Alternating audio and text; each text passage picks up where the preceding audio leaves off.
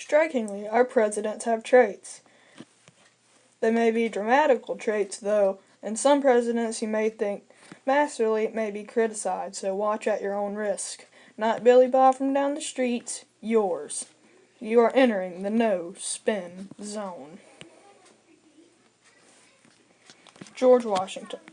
The reason that George Washington received the trait leadership is because George Washington was elected off of his acumen trait that made him president.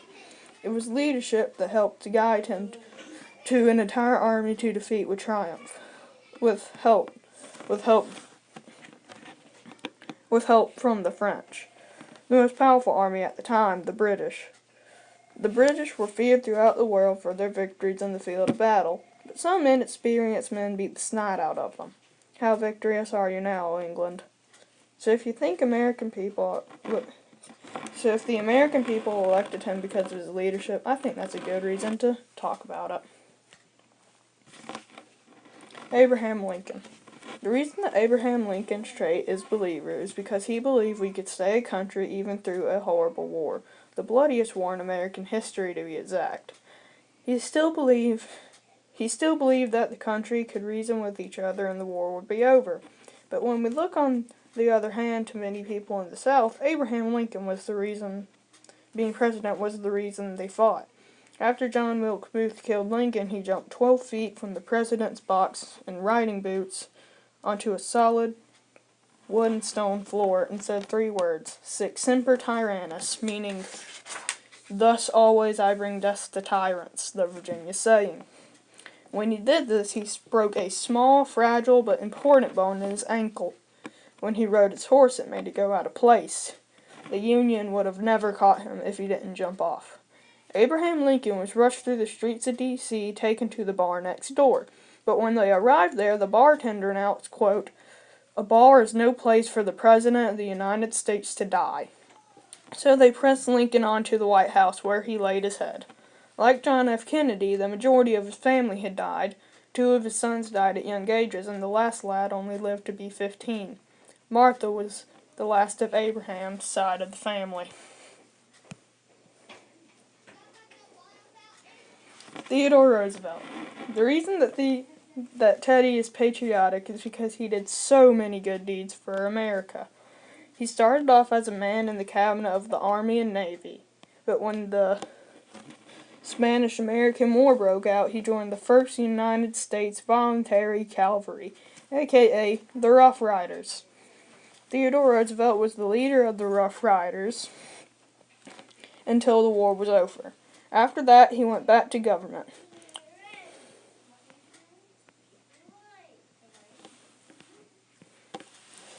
To all the football players out there that think history is nothing, well, if it wasn't for Theodore Roosevelt, you would need a new favorite sport. Because of all the people getting seriously hurt or dying, American people thought that a sport like it should not be recognized. But for one reason, Theodore Roosevelt said a sport like it was wonderful. And that one soulful reason was the Civil War-like tactics to get into your opponent's end zone. But he had history going against the American people. Teddy Roosevelt once had a boxing match with a young Navy officer in the White House while he was president. It left him blind in his left eye for the rest of his life. The kids still approve of him, though, because he was the idea of the teddy bear. He went hunting with a friend and they saw a bear. His friend said, shoot him, but it was not bear season yet, and Teddy said no. About a week later, cartoonists get a hold of the Teddy and the Bear story, and boom, next thing you know, stores are selling a new toy called the Teddy Bear. But I'll never understand how we went from this to this. Teddy was also an attempted assassination victim. During his 3rd attempt to be president, a German immigrant said to himself, 3 times is too many times for president. Hey, I have an idea. Why don't I shoot the killing guy? Yeah. So the first thing he bought was a revolver and 3 rounds. Theodore Roosevelt had just gotten out of his car. The German man shot him from 5 feet away in a packed crowd. Theodore was going to walk to the debate, but his doctor declared that Teddy was to have immediate medical attention. But when Teddy went back to his car, he looked the driver dead in the eyes and ratified the doctor's order, declaring that the driver was to take him to the debate. He started his speech with, "My friends, I want you to know I have just been shot, but it takes more than that to kill a bull moose." And he went on with his 50-page speech and talked for an additional 90 minutes. He died from some of the diseases that he received in his tropical travels. He made sure nobody killed the assassin in the crowd. The immigrant was later tried and found insane. He spent the rest of his life in a straitjacket. Franklin Delano Roosevelt was a savior figure to the majority of Americans. Franklin had walked into America with the Great Depression. He had tactics for the Great Depression that were like Hillary Clinton's, and I frown upon that. Makes me really sad. He passed laws that made the government more powerful so the people could get paid, but one thing that got us out of the Great Depression was World War II. Originally, Americans thought that the war was Europe's war, but on December 7th, America declared war to Japan. America is kinda between both the axes. To the east is the Nazi forces, but to the west is the rising sun. In fact, in 1936, Olympics were supposed to be in Japan, but Japan was building an army without the emperor's say. And Germany already had Nazis around before, so they decided to make a last-minute change from Tokyo to Berlin. One of our Olympic runners, Louis Zampini, A, was about to meet Hitler,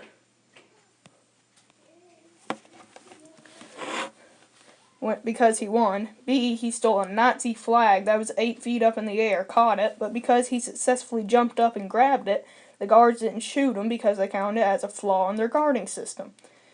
I think we'll all remember 3rd grade social studies. FDR went to a vacation in Canada, and while he was there, he jumped in a lake that was too cold and caught polio. What they didn't teach you is FDR used to be a party boy. While running for governor of New York, he used to ride around his car going at unbelievable speeds, 25 miles per hour. Back in the day, all the cars were black and white, so red stood out, but 25 miles per hour used to scare horses.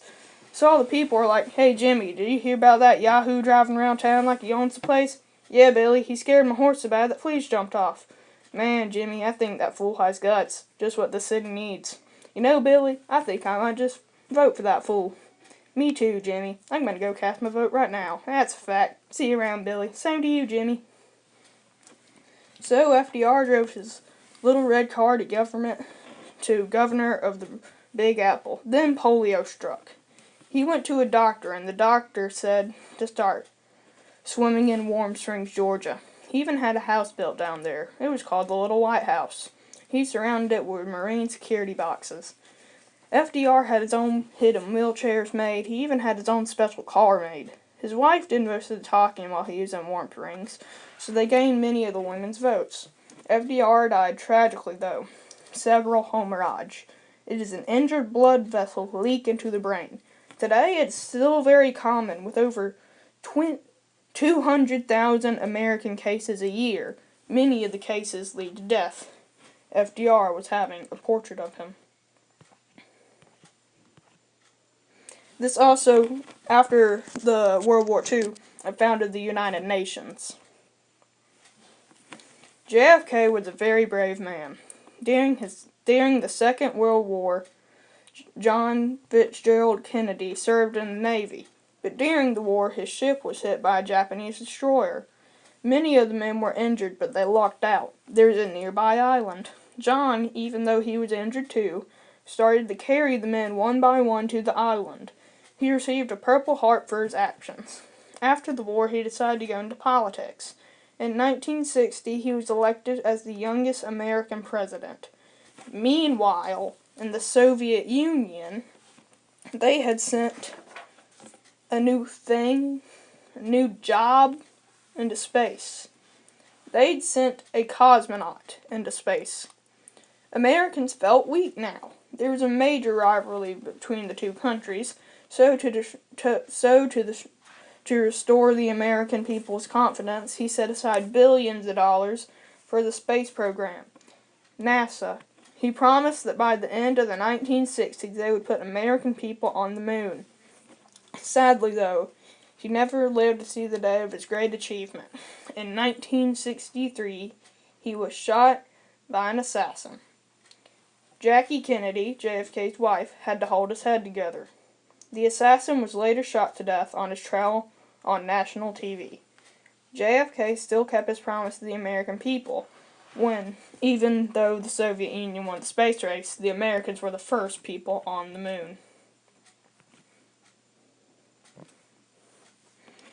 Ronald started his life out as a Hollywood actor. He was in all the big movies, like old westerns, and he was in Superman comics. But in 1967, he took a big turn. He ran for California governor, and he won. From 1967 to 1975, he was the governor of California. Then he ran for president, and he won. He walked, using his words of pure wisdom, he walked into an America that was trying to work over the Nixon and the Watergate attempts in Vietnam, and he conquered it. He cut taxes and raised pay, but one thing that he realized about himself is that he was an actor. So, he did the smart thing and surrounded himself with wise people in the government. That's where many presidents mess up. They surround themselves with professors. That law might be the best thing on paper, but when people, you might have just signed their death certificate for them. I leave you for a quote from Ronald Reagan, for you to gain the opinion about him. If we forget that we are a nation under God, then we will be a nation gone under. Well, that's all, guys. So Obama, you better start running because the Trump's coming in.